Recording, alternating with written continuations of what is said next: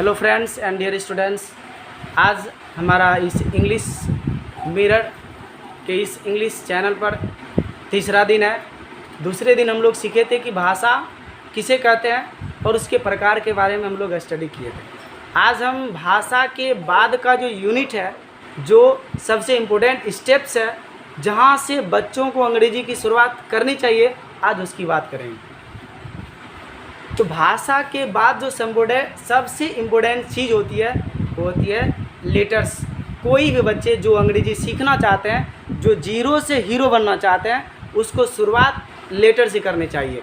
और ऐसे भी करते भी है, क्योंकि ABCD सीखते हैं, वही तो लेटर है। तो लेटर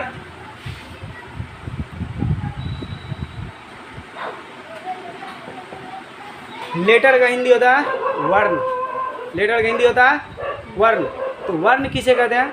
भाषा के सबसे छोटी इकाई को, भाषा के सबसे छोटी इकाई को लेटर कहा जाता है।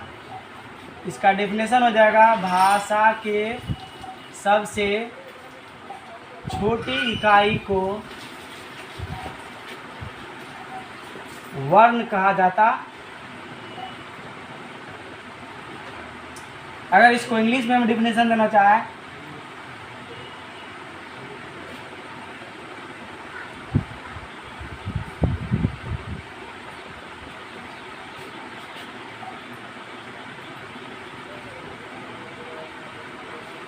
Letter is the smallest unit of language. अगर हम कोई भाषा सीखना चाहते हैं, सबसे पहले हमको लेटर की जानकारी होना चाहिए। सपोज दैट, जैसे मान लीजिए हम एक वर्ड लिखते हैं रेडी। रेडी का हिंदी क्या होता है? तैयार होना, पता है ना? रेडी का मतलब होता है तैयार होना। तो इसको हम अगर डिवाइड करेंगे तो कितना डिवाइड कर सकते हैं? ज़्यादा से ज़्यादा क्या कर सकते हैं? ये जितना भी लेटर है, इसको हम क्या कर सकते हैं? अलग कर सकते हैं। तो इसको ऐसे लिख सकते हैं, आर हो गया, ई हो गया, ए हो गया, डी हो गया और वाह हो गया। देखिए, इससे ज़्यादा तो टुकड़ा हो नहीं सकता। तो इसीलिए इसका डेफिनेशन होता है लेटर का कि भाषा की सबसे छोटी इकाई, जो सबसे छोटा टुकड़ा होता है, जिसको हम टुकड़ा नहीं कर सकते हैं, उसको हम लेटर कहते हैं। अंग्रेजी में हो गया, letter is the smallest unit of language. और इसमें और भी जोड़ना चाहें तो जोड़ सकते हैं, दैट कांट बी डिवाइडेड, यानी जिसको हम और खंडित नहीं कर सकते, उसी को क्या बोलेंगे हम? लेटर। जैसे फॉर एग्जांपल अगर लिखना चाहें तो जैसे हो गया ABCD Z तक लिखते हैं। अंग्रेजी में कितना लेटर होता है? 26 लेटर इंग्लिश में होता है। और इसके प्रकार के बारे में अगर जानना चाहें तो लेटर मुख्यतः दो प्रकार की होती है। लेटर दो प्रकार की होती है। सबसे पहले हम लोग अर्थ की दृष्टि से देखेंगे। अर्थ की दृष्टि से लेटर दो प्रकार की होते हैं।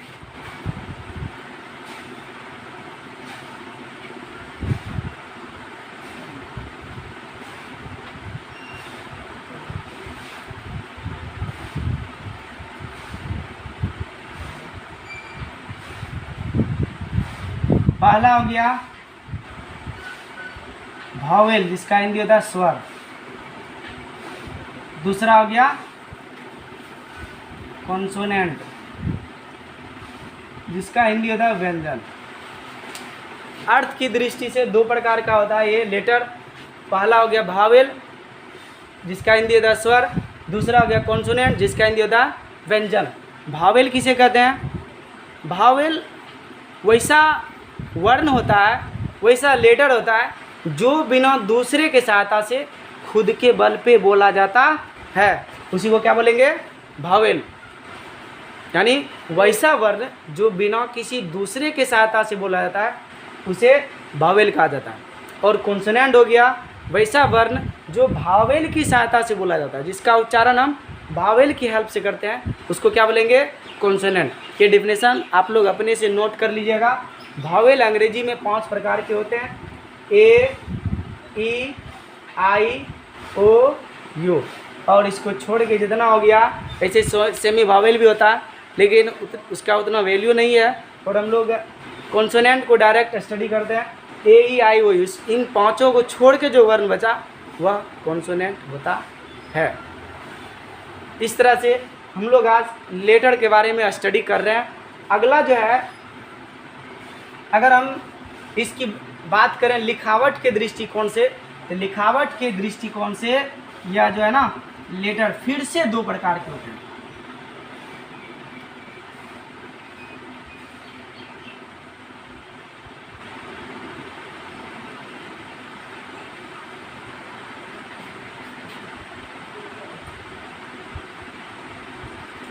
लिखावट के दृष्टिकोण से लेटर दो प्रकार के होते हैं।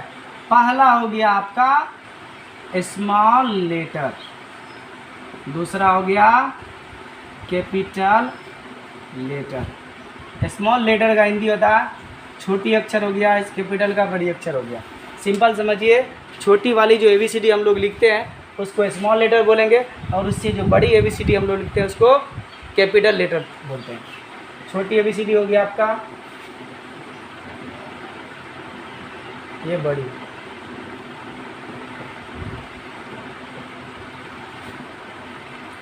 तो अगले वीडियो में, चूँकि हम लोग अभी चैनल पर नए हैं और कोशिश कर रहे हैं बेहतर से बेहतर करने का, तो कुछ गलतियां भी हो सकती है, तो उसको नज़रअंदाज करके कृपया इसको देखने का और सीखने का प्रयास करिएगा।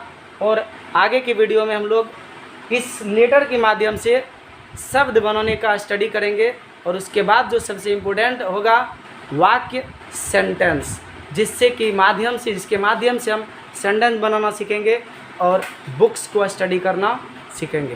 Thanks for watching my videos. धन्यवाद।